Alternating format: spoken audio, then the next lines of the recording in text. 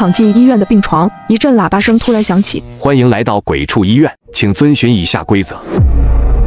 ”3楼的空间明显比2楼宽敞了不少，在正中央，一台硕大的机器矗立着，旁边站着一位男护士。当他见到我们时，笑嘻嘻地说起了规则：“想必各位都做过 CT， 这一轮的考验十分简单。我身旁是一台新型放射机，它能够放射出温度高达500度的激光，只要诸位能在这激光的照射下坚持30秒，就算过关。”听到这里，在场的10几号人立马开始交头接耳地议论起来。别说是500度，哪怕是被100度的开水烫一下，皮肤都会瞬间掉层皮，更何况是500度，这简直就是让大家去送死啊！所有人的脸上都写满了恐惧，身子不自觉地往后缩，生怕被男护士第一个指到。请大家保持安静，不要喧哗，不要乱动。考验正式开始，下面开始点名，请听到名字的人依次进行挑战。如果听到名字不出来者嘎。果然，我们的心思早已被男护士看穿，这次竟然换成了点名。男护士高声说道：“第一位，坤坤，请到放射机内接受检查。”什么？人群中听到自己名字的小伙惊声喊道，身体也不由自主地颤抖起来。可男护士根本没给小伙多余思考的时间，再次催促道：“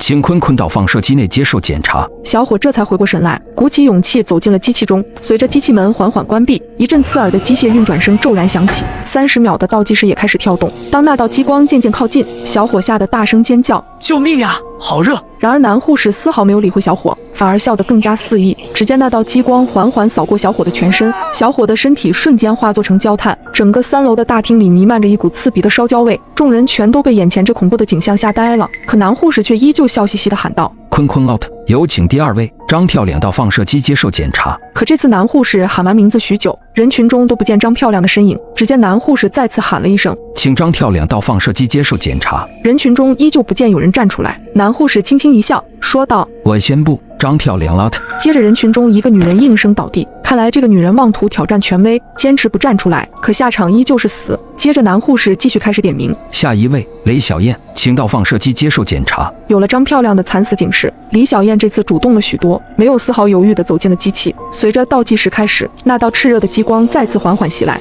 李小燕迅速挪动身体试图躲闪过去，可下一秒激光射线迅速变粗，一阵惨叫声再次传来。看到李小燕的死状，我吓得双腿发软。就在这时，一个女孩轻轻拍了下我的肩膀：“你好，我叫青青，我想我们可以合作一下。”“你好，我叫酱汁，什么合作？”“第1关的时候多亏你找对了方法，我们才得以通过，而正好我知道这关的通关方法。”“什么方法？”与此同时，男护士的声音打断了我们的谈话：“下一位，请青青到放射机内接受检查。”青青对我比了个静音的手势，说道：“不要乱动。”接着他缓缓走进了机器，随着一阵机器运转声，30秒倒计时开始跳动。只见青青闭上眼，仿佛坦然面对一般，任由激光缓缓扫过自己的身体。随着倒计时结束，青青竟然成功通关了。不知情的众人开始议论纷纷：“为什么？他怎么过关的？”“谁知道呢？靠的运气嘛。”而只有我明白了其中的道理。男护士继续点名：“下一位小美，下一位宋宝宝。”陆陆续续进去了好几位，有的人模仿青青成功过了关，但有的人依旧变成了黑炭。